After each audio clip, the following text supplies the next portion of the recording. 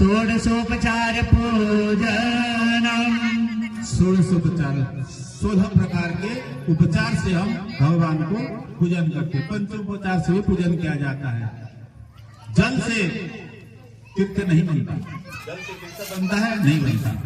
मिट्टी पत्थर से देवता नहीं बनते, और भाव से भगवान प्रकट होते हैं।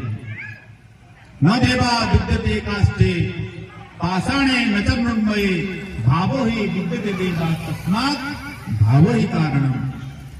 गंगादि तीर्थेषु वसन्ति मत्स्या, गंगादि तीर्थेषु वसन्ति मत्स्या पक्षी देवालये पक्षी गणाश्च सन्ति भावो हितासे न फलं लभन्ति तीर्था न देवा यतनाश्च मुख्या। भावो ततो हृत्कमले निधाय तीर्थानि सेवेत समाहितात्मा। भगवान पदार्थ की भूखे नहीं होते, वे तो भाव की भूखे हैं। भाव का ही जनार्दन कहा जाता है, भावदायी है। किसी भी देवा देवी पूजा पाठ मंत्रोच्चार फूल फल से नैवेद्य से भगवान प्रसन्न नहीं होते, अप्रसन्न भी नहीं होते।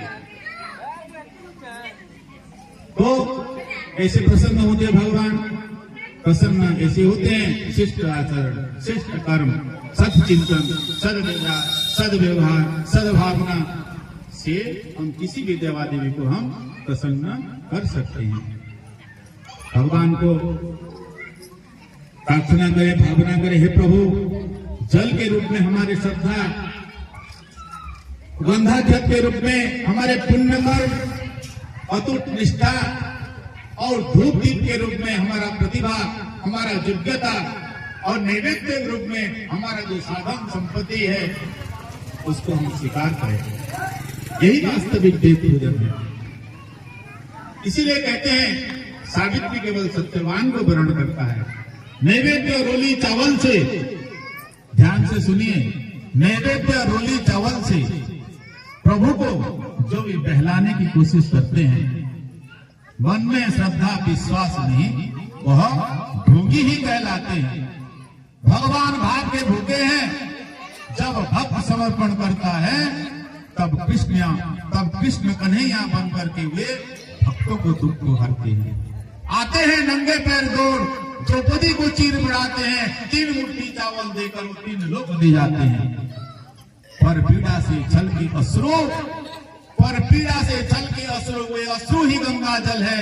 दुख हरने को पुलक उठे मन, यह पुलकन ही तुलसी दल है।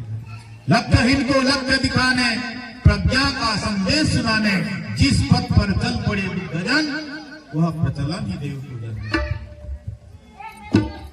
भाव श्रद्धा भक्ति से ही मीरा का कृष्ण नाचने लगता है, और रामकृष्ण परमहंस की काली उनके हाथ से खाने लगते हैं, और सबरी के झूठ खाने के लिए और भगवान को जंगल जाना पड़ता है, और द्रौपदी को चीर बढ़ाते हैं, और सुदामा को 3 मुट्ठी चावल देकर वो 3 लोग दे जाते हैं। आइए सुने इस भाव से एक गीत।